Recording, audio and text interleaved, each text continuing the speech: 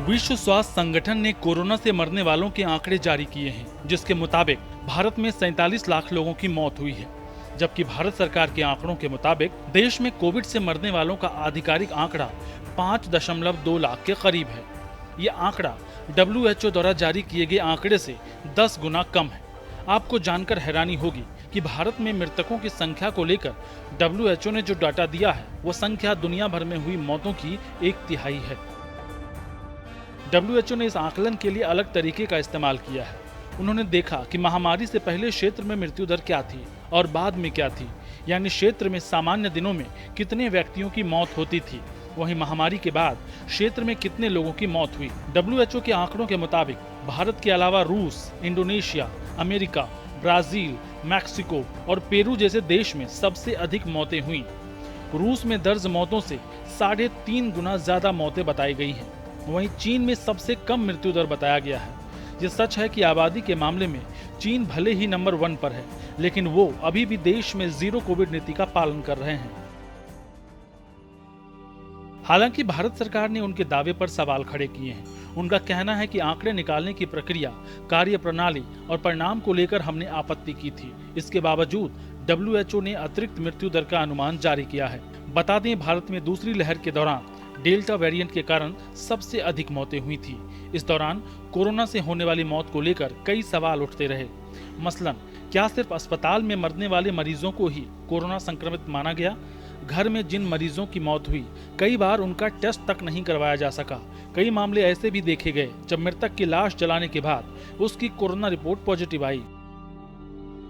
इतना ही नहीं, रजिस्टर में दर्ज मौत की संख्या शमशान कब्रगाह में मृतकों के अंतिम संस्कार की लगी लंबी लाइन से काफी कम थी।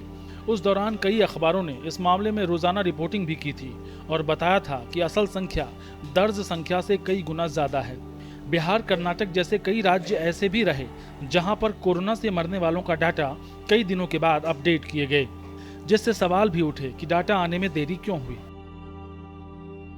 प्रयागराज में गंगा किनारे जिस तरह लाशें दफन की गई थी, उसको लेकर भी सवाल उठे कि ये कौन लोग हैं, क्या इनके आंकड़े सरकारी दस्तावेजों में दर्ज हैं। हालांकि तब इसे प्रथा का नाम देकर बताया गया कि गरीब लोग जो अंतिम संस्कार नहीं कर पाते हैं, वो इसी तरह लाश को दफनाते हैं। सवाल उठता है कि तब इतनी लाशें, लेकिन इन दिनों लाशों का कोई नामो निशान नहीं। कुल मिलाकर देखें तो सरकारी आंकड़ों को लेकर पहले भी कई खामियां बताई गई थी। इसके बावजूद मौत को लेकर सभी राज्य सरकारें सही डाटा देने में विफल रही है। केंद्र सरकार के आंकड़ों को लेकर भी मीडिया सवाल उठाती रही है। कोरोना से होने वाली मौत की सही जानकारी लेने के लिए सर्वे एजेंसी सी वोटर ने 1.40 लाख लोगों को कॉल किया और उनसे कुछ सवाल पूछे, जैसे कि क्या उनके घर में मौत हुई है, मौत कब हुई, उनकी मौत कोविड से हुई या किसी अन्य वजह से।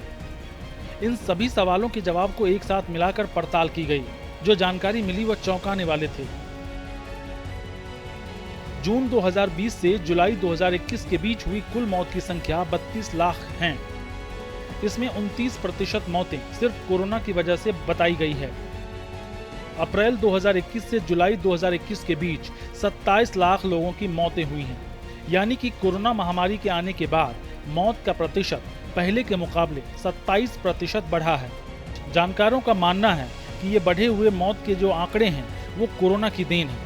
सरकारी आंकड़ों में भी, सिविल रजिस्ट्रेशन डाटा में भी 26% ज्यादा डेथ सर्टिफिकेट जारी किए गए हैं। सितंबर 2021 तक सरकारी आंकड़ों से 6 गुना ज्यादा मौतें बताई गई हैं। WHO से पहले न्यूयॉर्क टाइम्स ने भारत में 42 लाख मौत की आशंका जताई थी। द न्यूयॉर्क टाइम्स ने जून 2021 में एक्सपर्ट्स के साथ मिलकर मौत के सही आंकड़ों का अनुमान लगाने के लिए महामारी को 3 स्थितियों में बांटा: सामान्य, खराब और बेहद खराब। सबसे खराब स्थिति में भारत में 70 करोड़ लोगों के संक्रमित होने और 42 लाख लोगों की मौत का अनुमान लगाया गया था। गौरतलब है कि पिछले महीने ही गुजरात के जामनगर में WHO global centre for traditional medicine का उद्घाटन किया गया है। इस मौके पर पीएम मोदी के साथ WHO के महानिदेशक डॉक्टर टेड्रोस भी मौजूद थे। तो ऐसा भी नहीं कहा जा सकता कि भारत को लेकर WHO का रवैया ठीक नहीं है और चीन उनका ज्यादा करीबी है। ऐसे में सवाल एक बार फिर से भारत सरकार के सरकारी आंकड़ों को लेकर ही उठते हैं।